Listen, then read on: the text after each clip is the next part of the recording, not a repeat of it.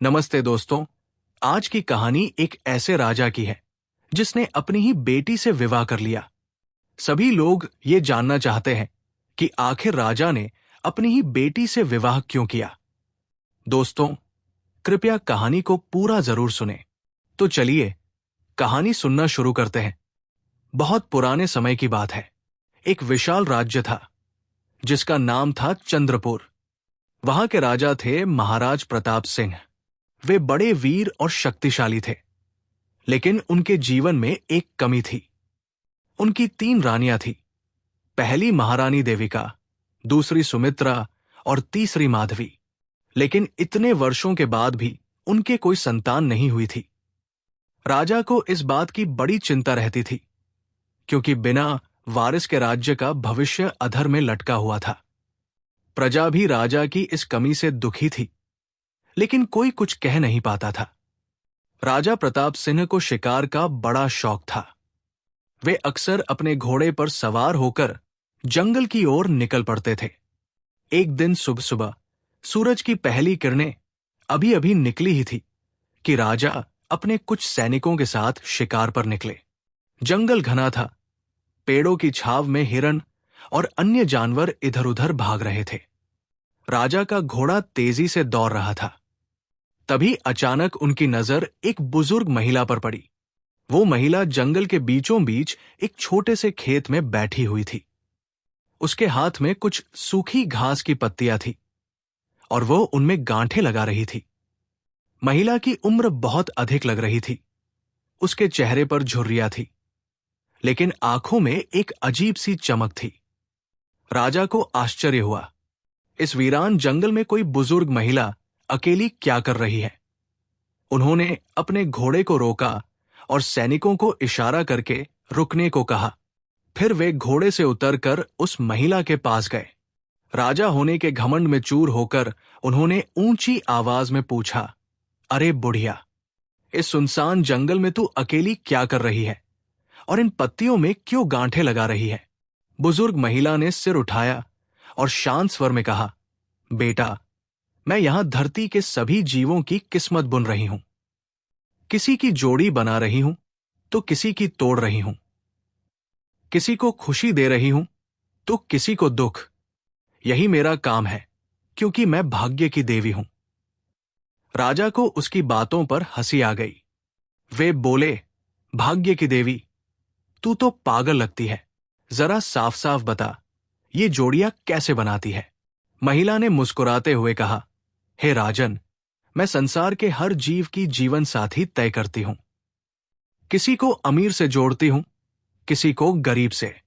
किसी की शादी सुखी बनाती हूं तो किसी की दुखी। ये नियम है प्रकृति का और मैं उसका हिस्सा हूं। राजा का घमंड और बढ़ गया। वे 3 रानियों के पति थे, लेकिन अभी तक कोई बच्चा नहीं हुआ था। फिर भी वे बोले, अच्छा बुढ़िया, अगर तू इतनी शक्तिशाली है तो बता, मेरी जोड़ी तूने किसके साथ बनाई है। मेरी शादी किससे होगी। महिला ने राजा की आंखों में देखा। उसे राजा का घमंड साफ दिख रहा था। वो जानती थी कि राजा पहले से शादीशुदा है, फिर भी मजाक कर रहा है। उसने सोचा, इस घमंडी को सबक सिखाना जरूरी है। इसलिए उसने गंभीर होकर कहा, हे राजा, तूने मुझसे पूछा है तो सुन। तेरी जोड़ी मैंने तेरी पहली रानी देविका से जन्मी तेरी सगी बेटी के साथ बनाई है। तेरी शादी अपनी ही बेटी से होगी। तूने मुझसे जो मजाक किया, उसका फल तुझे मिलेगा। ये शब्द सुनते ही राजा के होश उड़ गए। उनके पैरों तले जमीन खिसक गई। वे घुटनों के बल बैठ गए और बोले, मां, मैंने गलती की। मुझे माफ कर दो। मैं घमंड में आ गया था। ये श्राप वापस ले लो। लेकिन महिला बोली, बेटा, मेरा वचन कभी झूठा नहीं होता। तू राजा है, तेरे पास शक्ति है। अगर रोक सकता है तो रोक ले, लेकिन याद रख, भाग्य से कोई नहीं बच सकता। इतना कहकर महिला गायब हो गई, जैसे वो कभी थी ही नहीं। राजा शिकार भूलकर उदास मन से महल लौट आए। उनका चेहरा पीला पड़ गया था। महारानी देविका ने उन्हें देखा तो चिंतित हो गई। वे बोली, महाराज, आज आप इतने उदास क्यों हैं? शिकार पर क्या हुआ?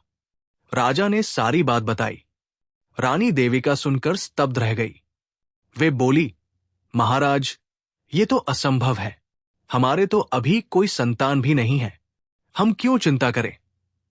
और अगर कभी बेटी हुई भी तो हम उसे जन्म लेने ही नहीं देंगे। राजा को रानी की बात जच गई। वे सोचने लगे, हां, जब बेटी होगी ही नहीं तो श्राप कैसे पूरा होगा? धीरे धीरे समय बीतने लगा। राजा राजकाज में व्यस्त हो गए, लेकिन मन में एक डर हमेशा रहता था। कुछ महीनों बाद एक खुशखबरी आई। महारानी देविका गर्भवती हो गई। पूरे राज्य में खुशियां मनाई गई। ढोल बजे, मिठाइयां बांटी गई। लेकिन रानी देविका के मन में अब वही श्राप घूमने लगा। वे सोचती, कहीं बेटी हुई तो। प्रसव का समय नजदीक आया। रानी ने अपनी सबसे विश्वसनीय दासी को बुलाया और कहा, तुम 24 घंटे मेरे पास रहना। अगर बच्चा बेटी हुई तो उसे तुरंत मार देना। किसी को पता नहीं चलना चाहिए। रात्रि का समय था। आधी रात को रानी देविका ने एक सुंदर कन्या को जन्म दिया। कन्या इतनी गोरी और प्यारी थी कि चांद जैसी लग रही थी। रानी को जब होश आया और उसने देखा कि उसने एक बेटी को जन्म दिया है तो वो घबरा गई और दुखी मन से बोली, दासी, इसे ले जाओ और मार दो, नहीं तो ये हमारे पति के लिए एक दिन कलंक बनेगी। दासी ने कन्या को उठाया। उसके मन में दया आई, लेकिन रानी का आदेश था। वो एक फावड़ा लेकर महल से निकली। रात अंधेरी थी। वो गांव पार करके जंगल की ओर जा रही थी। तभी रास्ते में एक सूखे गोबर का ढेर दिखा। दासी ने सोचा, जंगल जाना जोखिम भरा है, कोई देख लेगा, बेहतर है यही दफना दूं। उसने फावड़े से गोबर खोदा, एक गड्ढा बनाया और कन्या को उसमें दफना दिया। फिर गोबर से ढककर महल की ओर चली गई। महल पहुंचकर दासी रानी से बोली, महारानी, काम हो गया। मैंने बच्ची को मारकर गोबर के ढेर में दफना दिया है। रानी ने राहत की सांस ली, लेकिन ऊपर वाले की लीला कुछ और थी। गोबर सूखा होने के कारण उसमें हवा का आवागम बना हुआ था। कन्या सांस ले पा रही थी। वो मरने की बजाय जीवित रही। सुबह हुई तो एक किसान ने वो गोबर का ढेर खरीद लिया और उसे खाद बनाने के लिए एक कुम्हार दंपति को ठेका दे दिया। कुम्हार का नाम था हरि और उसकी पत्नी का नाम लक्ष्मी। दोनों की कोई संतान नहीं थी। वे उम्र के आखिरी पड़ाव पर थे और संतानहीनता से बहुत दुखी रहते थे। किसान के द्वारा काम मिल जाने पर कुम्हार कुछ गधे लेकर अपनी पत्नी के साथ गोबर के ढेर को किसान के खेतों में डालने चल दिया। वहां पहुंचकर वो गोबर के ढेर को फावड़े से खोदने लगा। जैसे ही कुम्हार ने फावड़ा कन्या के करीब चलाया तो कन्या रोने लगी। बच्चे की रोने की आवाज सुनते ही कुम्हार और उसकी पत्नी चौंक गए और बच्चे की आवाज पर ध्यान लगाने लगे। जब उन्हें विश्वास हो गया कि आवाज तो इस गोबर के ढेर में से ही आ रही है, कुम्हार ने फावड़े को साइड में रखा और अपने हाथों से ही गोबर के ढेर को खोदना शुरू कर दिया। आखिरकार बच्ची तक पहुंच गए। उसने खुश होकर बच्ची को सही सलामत बाहर निकाल लिया। कन्या को बाहर निकलते ही कुम्हार की पत्नी ने उस कन्या को झट से अपनी गोद में ले लिया और अपने सीने से लगा लिया। वे दोनों ने इसे ईश्वर का उपहार समझकर उस कन्या को अपने घर ले आए और अपनी बेटी के रूप में स्वीकार करके उसका बड़े प्रेम से पालन पोषण करने लगे। उन दोनों ने उसका नाम रखा चंदा, क्योंकि वो चांद जैसी सुंदर थी। धीरे धीरे चंदा बड़ी होने लगी। कुम्हार दंपति ने उसे बड़े लाड़ प्यार से पाला। चंदा घर के कामों में हाथ बंटाने लगी। वो मिट्टी के बर्तन बनाने में मदद करती, गधों को चारा देती। उसकी सुंदरता पूरे गांव में मशहूर हो गई। लोग कहते, हरि की बेटी तो अप्सरा जैसी है। चंदा अब 20 बरस की हो चुकी थी। उसकी सुंदरता ऐसी थी कि गांव के लोग उसे देखकर दंग रह जाते। उसका रंग चांद की तरह गोरा, आंखें गहरी और काले घने बालों की लटें, ऐसी कि कोई भी देखकर मोहित हो जाए। कुम्हार हरि और उसकी पत्नी लक्ष्मी अपनी बेटी को देखकर धन्य हो जाते थे। लेकिन उनके मन में हमेशा एक डर रहता था कि उनकी साधारण सी जिंदगी में ये अनमोल रत्न कितने दिन सुरक्षित रहेगा। फिर भी वे चंदा को हर सुख देने की कोशिश करते। चंदा भी अपने माता पिता की हर बात मानती। वो सुबह जल्दी उठकर घर के काम निपटाती, फिर गधों का चारा लेने जंगल की ओर चली जाती। एक दिन की बात है, जब सूरज डूबने को था और जंगल में सुनहरी रोशनी बिखरी हुई थी। चंदा अपने गधों को चारा खिला रही थी। वो एक पेड़ के नीचे बैठकर गुनगुना रही थी और उसकी मधुर आवाज जंगल में गूंज रही थी। उसी समय राजा प्रताप सिंह शिकार खेलकर लौट रहे थे। उनके साथ कुछ सैनिक और घोड़े थे। राजा का घोड़ा तेजी से दौड़ रहा था, लेकिन जैसे ही उनकी नजर चंदा पर पड़ी, वे रुक गए।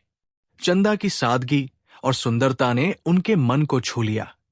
वो गधों को चारा खिलाते हुए इतनी निश्चल लग रही थी कि राजा को लगा जैसे कोई अप्सरा धरती पर उतर आई हो। राजा ने सैनिकों को इशारा किया और अकेले ही चंदा के पास गए। उन्होंने नम्रता से पूछा, हे कन्या, तुम कौन हो? इस जंगल में अकेली क्या कर रही हो? चंदा ने सिर उठाया और राजा को देखा। वो उन्हें पहचान नहीं पाई, क्योंकि राजा ने साधारण शिकारी वेश धारण किया था। उसने विनम्रता से कहा, मैं कुम्हार हरि की बेटी चंदा हूं। यहां अपने गधों को चारा देने आई हूं। राजा को उसकी सादगी और मधुर आवाज ने और भी मोहित कर दिया।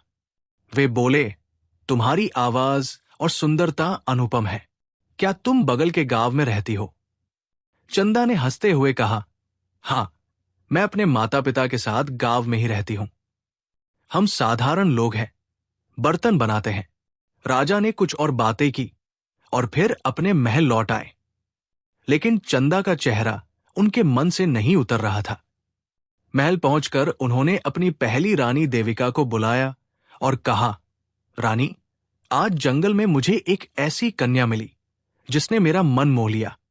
उसका नाम चंदा है और वो कुम्हार हरि की बेटी है। मैं उससे विवाह करना चाहता हूं। रानी देविका सुनकर चौंक गई। उन्हें वो पुराना श्राप याद आ गया, लेकिन उन्होंने सोचा कि ये तो कुम्हार की बेटी है, उनकी अपनी बेटी तो जीवित ही नहीं है। फिर भी उनके मन में एक अजीब सी बेचैनी थी। वे बोली, महाराज, आपका निर्णय सर्वोपरि है, लेकिन पहले ये पता करना होगा कि वो कन्या और उसका परिवार कैसा है। राजा ने तुरंत अपने विश्वसनीय गुप्तचरों को बुलाया और कहा, जाओ, कुम्हार हरि के घर का पता लगाओ। उसकी बेटी चंदा के बारे में पूरी जानकारी लाओ।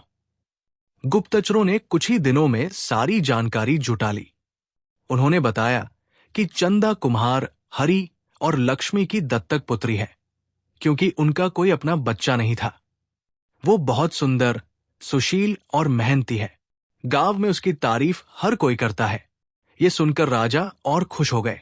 उन्होंने रानी से कहा, देविका, ये कन्या मेरे योग्य है। तुम रिश्ते का प्रस्ताव लेकर कुम्हार के घर जाओ। रानी देविका को यह बात ठीक नहीं लगी, लेकिन राजा का आदेश था। उन्होंने सोचा कि शायद ये विवाह राजा को उस श्राप की चिंता से मुक्त कर देगा। अगले दिन रानी ने अपने विश्वसनीय ब्राह्मणों और नाइयों को बुलाया।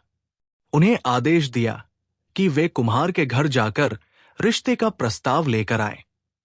ब्राह्मण और नाई कुम्हार हरि के छोटे से घर पहुंचे। हरि और लक्ष्मी मिट्टी के बर्तन बना रहे थे।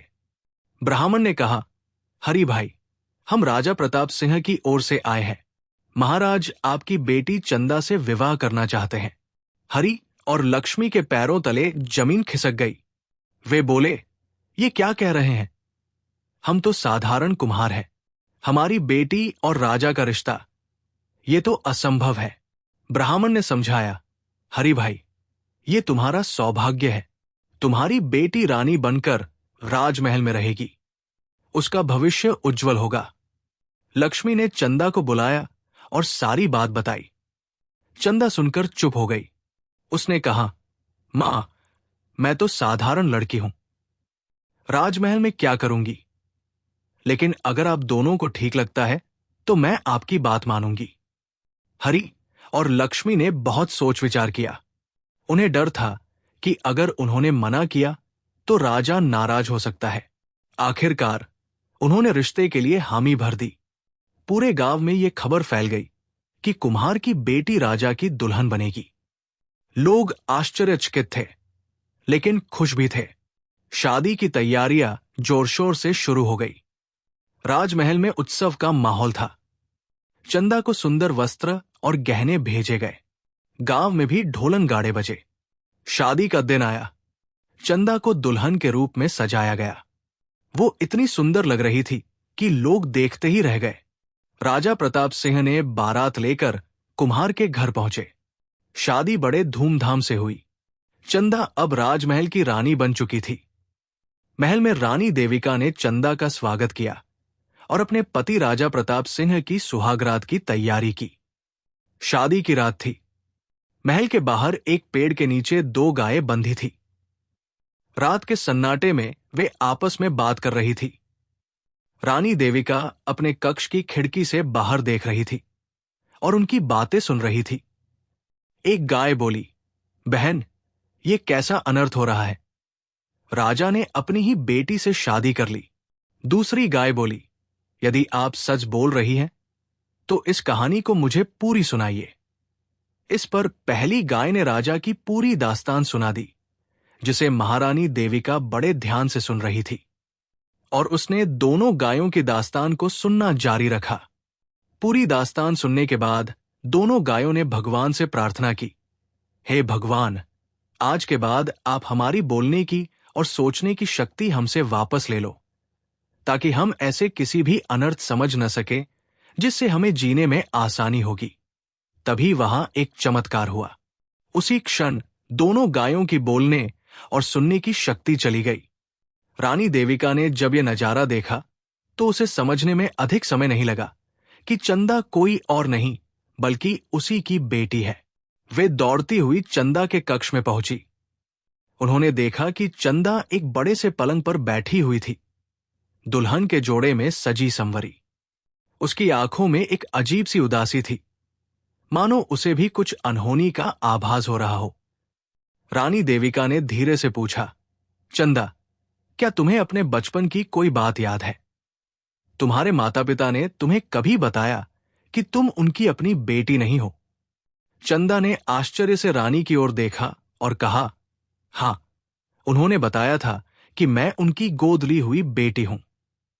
वे मुझे एक गोबर के ढेर में मिली थी, लेकिन इससे ज्यादा मुझे कुछ नहीं पता। रानी के पैरों तले जमीन खिसक गई। गोबर का ढेर, ये वही बात थी जो उनकी दासी ने बताई थी। रानी को अब कोई शक नहीं रहा कि चंदा उनकी अपनी बेटी है, जिसे उन्होंने मारने का आदेश दिया था, लेकिन विधाता ने उसे बचा लिया था। रानी की आंखों से आंसू बहने लगे। वे चंदा को गले लगा लिया और फूट फूट कर रोने लगी। चंदा घबरा गई। उसने पूछा, माताजी, आप क्यों रो रही हैं? क्या मैंने कुछ गलत किया? रानी ने सिसकते हुए कहा, नहीं बेटी, गलती तुम्हारी नहीं, हमारी है। हमने एक बड़ा पाप किया है। फिर रानी ने चंदा को सारी बात बताई। कैसे राजा को श्राप मिला था, कैसे उन्होंने अपनी नवजात बेटी को मारने का आदेश दिया था, और कैसे वो बेटी अब उनके सामने दुल्हन बनकर बैठी है। चंदा सुनकर स्तब्ध रह गई। उसका चेहरा पीला पड़ गया। वो बोली, तो मैं आपकी बेटी हूं और महाराज मेरे पिता है। ये कैसे हो सकता है? ये तो अनर्थ है। उसी समय राजा प्रताप सिंह कक्ष में आए। उन्हें रानी और चंदा को रोते हुए देखकर चिंता हुई। वे बोले, देविका, ये क्या हो रहा है? तुम दोनों क्यों रो रही हो? रानी ने सारी बात राजा को बता दी। गायों की बात, चंदा का गोबर के ढेर में मिलना और वो श्राप जो अब सत्य हो चुका था। राजा सुनकर टूट गए। उनके घमंड ने उन्हें इस मुकाम तक पहुंचाया था। वे चंदा के सामने घुटनों के बल बैठ गए और बोले, बेटी, मुझे माफ कर दो। मैंने एक भयंकर भूल की। मैंने भाग्य को चुनौती दी और आज उसी का फल भुगत रहा हूं। चंदा भी रो रही थी। वो बोली, पिताजी, ये आपकी गलती नहीं, ये भाग्य का खेल है। लेकिन अब हम क्या करें? ये पाप कैसे धुल सकता है? राजा और रानी एक दूसरे की ओर देखने लगे। उनके पास कोई जवाब नहीं था। राजा ने एक पल सोचा, फिर उन्होंने चंदा की ओर देखा और कहा, बेटी, तुम्हारा कोई दोष नहीं, तुम हमारे राज्य की रानी हो। ये राज्य अब तुम्हारा है। अपने पालक माता पिता हरि और लक्ष्मी को यहां बुला लो। उनके साथ मिलकर इस राज्य को संभालो। राजा ने अपने मंत्री को बुलाया और उन्हें समझाते हुए कहा, हमारी बेटी चंदा और उसके पालक माता पिता इस राज्य को संभालेंगे। प्रजा का ध्यान रखना। इतना कहकर राजा और रानी ने धरती माता से प्रार्थना शुरू कर दी। हे माता, मुझे अपनी गोद में ले लो। मैं इस बोझ को और नहीं उठा सकती। अचानक धरती में एक दरार पड़ी। ऐसा लगा जैसे धरती माता ने रानी की पुकार सुन ली हो। राजा और रानी धीरे धीरे उस दरार में समा गए। चंदा ये सब देखकर चीख पड़ी, लेकिन वो कुछ कर न सकी। महल के लोग दौड़कर आए, लेकिन तब तक सब कुछ खत्म हो चुका था। चंदा ने अपने पालक माता पिता हरि और लक्ष्मी को महल बुलवाया। प्रजा दुखी थी, लेकिन चंदा की सादगी और साहस देखकर उन्हें भरोसा हुआ। चंदा ने अपने पालक माता पिता के साथ मिलकर राज्य संभाला। उसने अपने पिता के घमंड और श्राप की कहानी को एक सबक के रूप में प्रजा को सुनाया, ताकि कोई भी भाग्य को चुनौती देने की भूल न करे। दोस्तों, अगर कहानी थोड़ी भी अच्छी लगी हो तो वीडियो को लाइक और चैनल को सब्सक्राइब जरूर करें।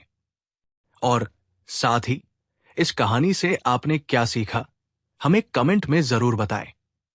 आप सभी के प्यार भरे कमेंट्स का दिल से शुक्रिया। मिलते हैं एक और अगली कहानी में। तब तक के लिए बाय बाय, टेक केयर।